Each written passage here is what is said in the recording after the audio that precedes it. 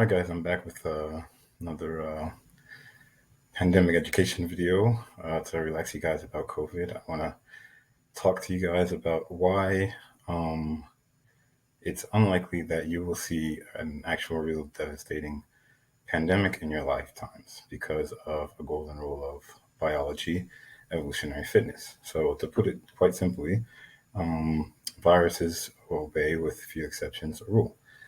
Are host-dependent microorganisms. You can be highly transmissible or highly deadly, but you can't be both. Why? To increase your progeny. So, if the name of the game is to increase your progeny, you need to either infect a lot of people or infect one person for a long time who sheds your virus. So, an ideal, very deadly virus isn't contagious and lives long enough to infect a lot of people. And a biological evolutionary failure is one that does both.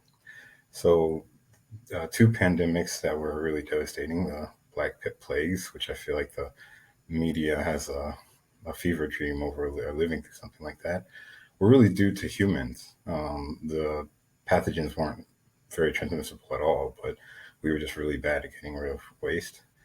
And in 1918, there was a confluence of events of mass hunger, migration, and poor conditions of the world. And that virus was an exception. It mutated at an incredible rate. It replicated at an incredible rate, shed at an incredible rate, which is what did it under. Because what we've seen is that viruses that act like that have that feature to them get replaced by their variants that are more contagious and not as deadly, because they produce more progeny.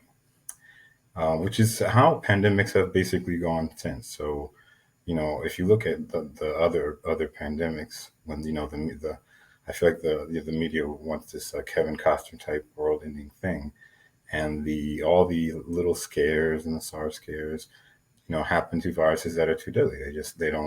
They don't make it, far because they kill too many people too fast, or kill their host too fast to spread.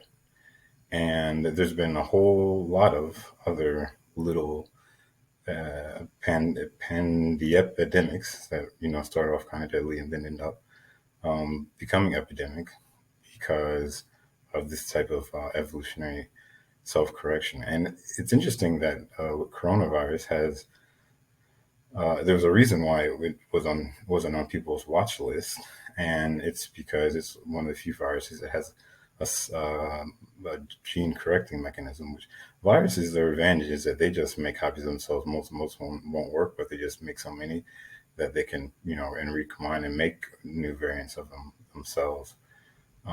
Humans, we correct our DNA when we copy it. Coronavirus has a primitive way of doing that. Large or I think larger genome, um, and doesn't really mutate and vary or different things, but it doesn't uh, create variants at a fast rate, which is good for it not becoming some type of deadly pandemic anytime fast.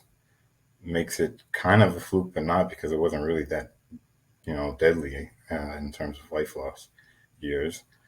And it makes it unlikely that another variant of it is going to acquire this, is going to break the golden rule of biology again.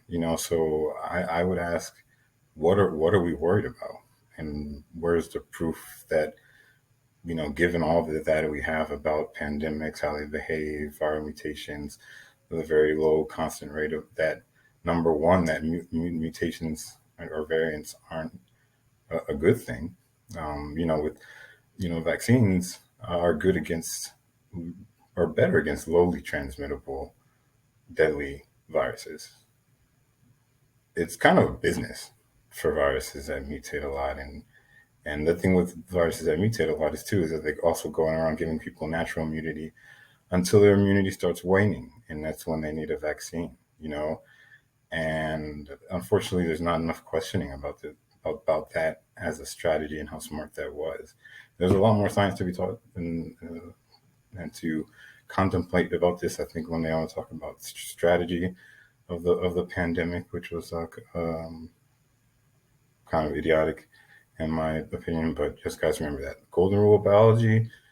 You'll probably never see the medieval Kevin Costner deadly pandemic that you've seen in the movies in your life or in the next hundreds of years. And when we do, it's gonna be humans' fault.